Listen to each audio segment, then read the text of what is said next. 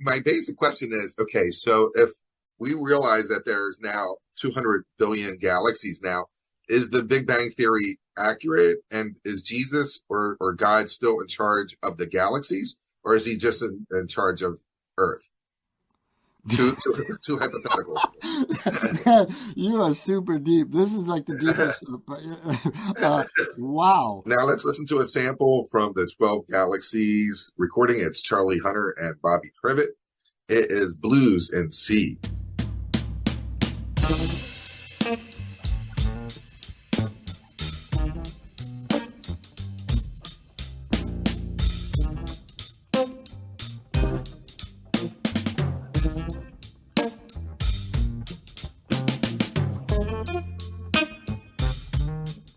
Welcome to Something Came from Baltimore. I am your host, Tom Gouker. Something Came from Baltimore is a jazz, blues, and R&B podcast and radio show, and it's not really about Baltimore. In fact, via Zoom, I have the opportunity to chat with drummer Bobby Previte. Bobby Previte has been in the business since 1979, working solo and collaboratively with Elliott Sharp, John Zorn, and longtime partner in crime, guitarist Charlie Hunter.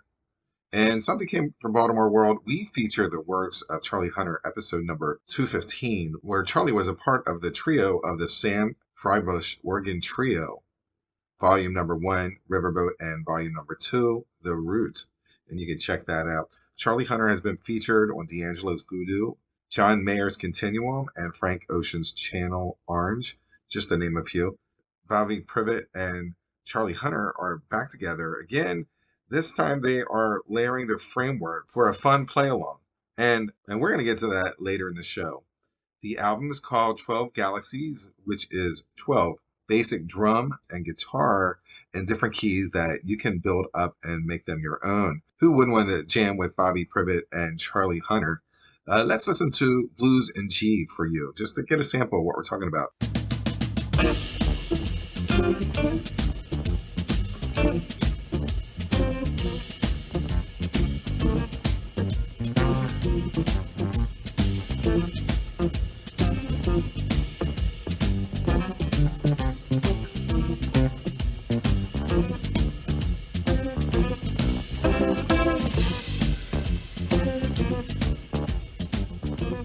So, welcome to Something Came from Baltimore. Thank you. Good to be here. Now, you were born in Niagara Falls, and you were on the boring side. You weren't on the Canadian side, but it was a couple years ago. What was that like to live there? That seems like a really cool place to be born and raised. That is such a loaded question. I can't tell you. It's, yeah, I mean, this is the subject of a 3-hour podcast, but just this alone. But, long story short, Niagara Falls is one of the most bizarre places to grow up on earth. I think one of the things that probably shaped my musical life and my hearing is, when I was a kid, I remember very clearly that you could hear the falls from every place in Niagara Falls. Like, I didn't even know what it was when I was young. It was just a sound. And I literally thought it was the sound that came when the night came, because, in the day there's cars. But when the night came, you could hear this low, distant kind of bah. And I just remember it was just this feeling of this incredible power, kind of a chill power, Finally, one day we went out of town on a trip when I was a kid, and then the sound wasn't there, and I freaked out. I was like, well, where's the sound? I was like, what sound? So they said, that's the falls, Bobby. So anyway, I think it was something, always having that beautiful, low, rumbly, powerful sound there. And, then when you went down the falls, of course, it was really, the Niagara Falls was the loudest sound in the world in the 1800s. It was pretty much the loudest sound. It was before airplanes, before amplifiers, and it was just it was incredibly loud, and people would go there just to bask in it's like early metal, So it was a trip to grow up there for a lot of reasons. That was the least of the reasons, but we won't go into it. So where are you living? You're obviously not in the city. No, I'm upstate New York. I'm near Hudson, out in the country. It's beautiful. I'm talking to you from my studio, and I'm looking out over trees, which is really nice. I'm really lucky to be here. I lived in New York for 30 years. I still have an apartment there, but it's great to be here, and it's super quiet, and I could think and write and do all the things that I like to do. You were a product of the 1980s downtown New York scene. The ultimate story of that time period really hasn't been written. I think it's been romanticized because, one, young people were there, young people were creative, people were partying all the time, and they could afford to live. All those things are kind of not accurate to what New York is right now. No. Have you ever been asked to talk about that time period, or have you even decided to journal up something that could be in a book form of some sort? A lot of people who know me want me to write a book. And it's funny because yesterday I was saying, God, I really got to do that. It's on my list, but I'm too busy kind of making music. But because a lot of things have happened to me in my life, my touring life, a lot of crazy things have happened to me, and I like to tell stories. I'm kind of a storyteller. So when I tell a story to people at a party or whatever, and they, everybody laughs at me, you got to write that down. It was great time. It was. I think it was a romanticized time because it really was great. Mm-hmm. There were a lot of places to play, and some of it I'm sure is that I was young and just I just come to New York and the world was before me, that feeling. So everything was bright and shiny and everything was shimmering and vibrating, and It was also very scary too. It was a violent little town, and you had to navigate through that also. well, it was much, much worse than it is now. Like people think New York is getting, people are a little freaked out about the crime there, but it's kind of way less than it was then.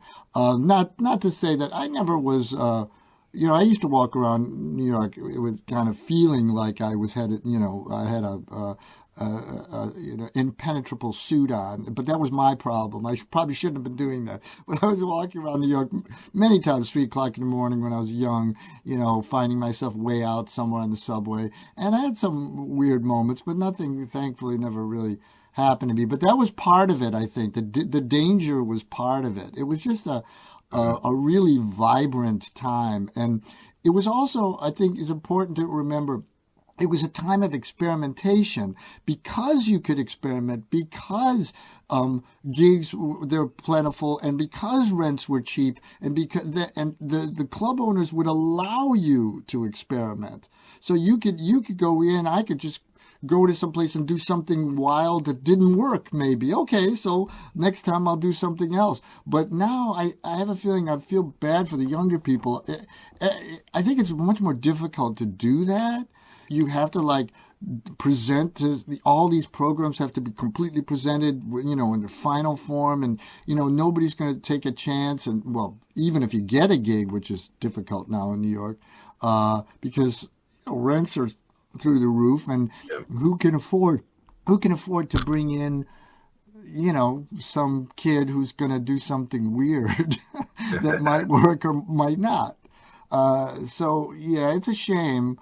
But it is true that that time fostered a lot of exhalation. I feel like there's always times of inhalation and exhalation, and that was like a real big breath out.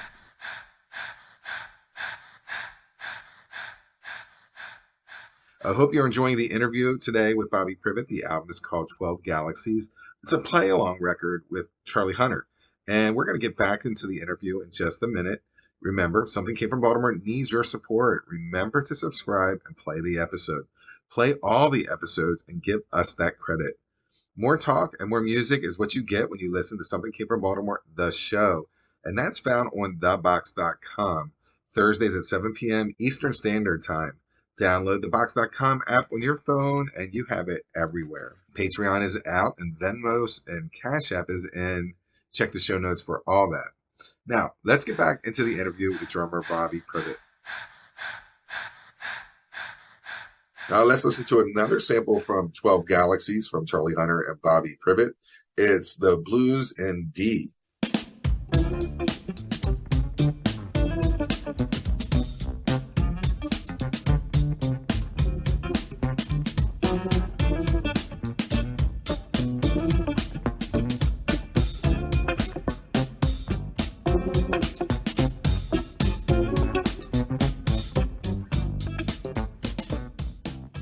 All right, so the album is called 12 Galaxies.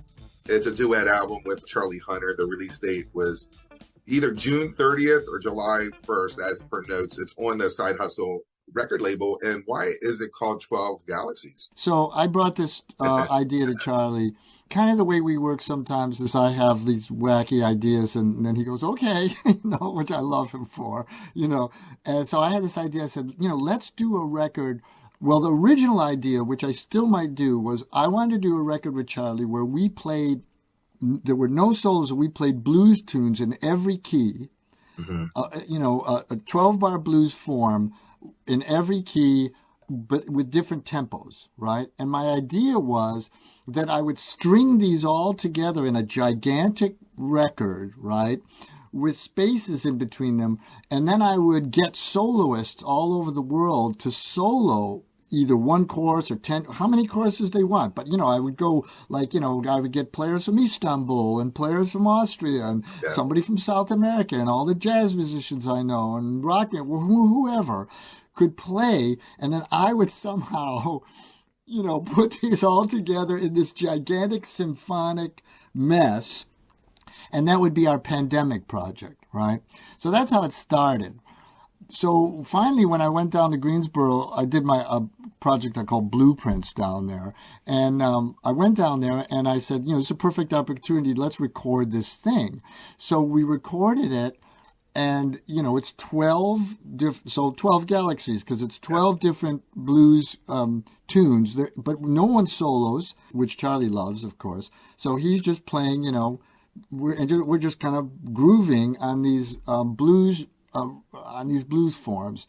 So we recorded it, and it was so cool by itself that we thought, we should just put this out also just as a play-along record. Like we could put this out as a record that people could play to almost as a learning tool, right?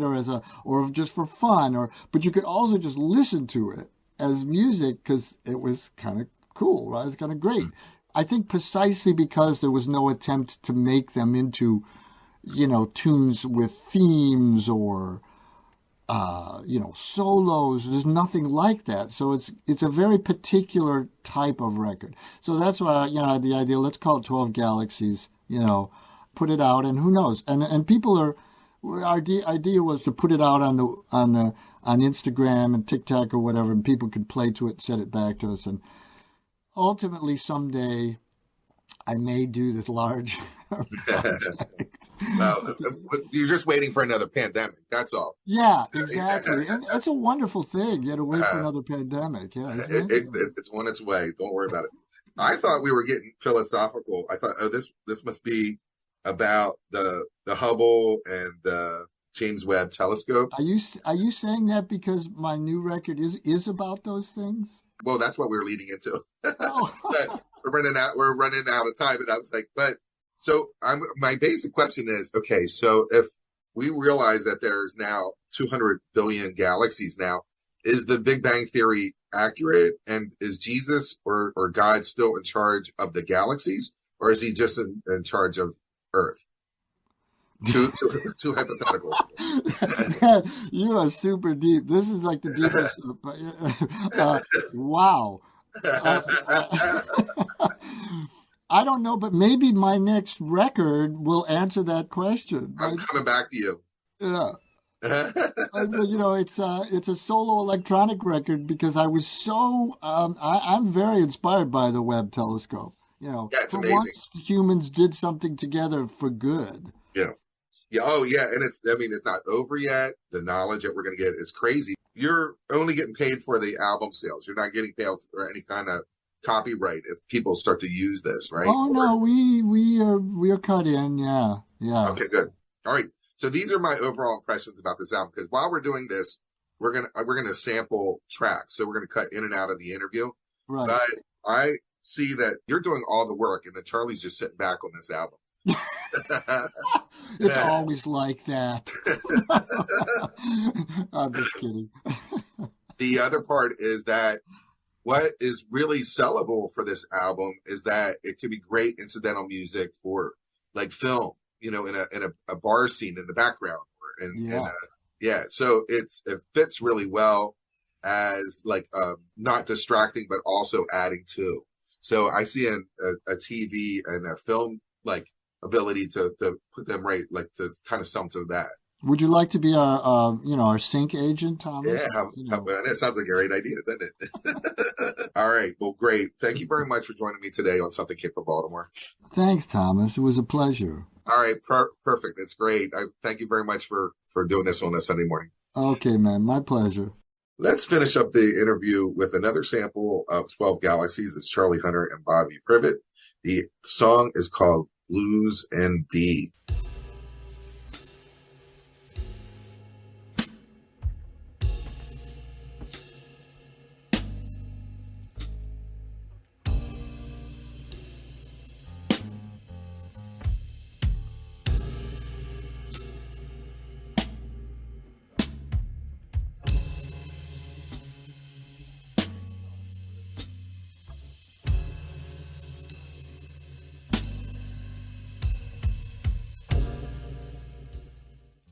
Thank you for joining me today on Something Came from Baltimore. The album is called 12 Galaxies on the SideHustle label with a release date of July the 1st. The show is over. Have a great day.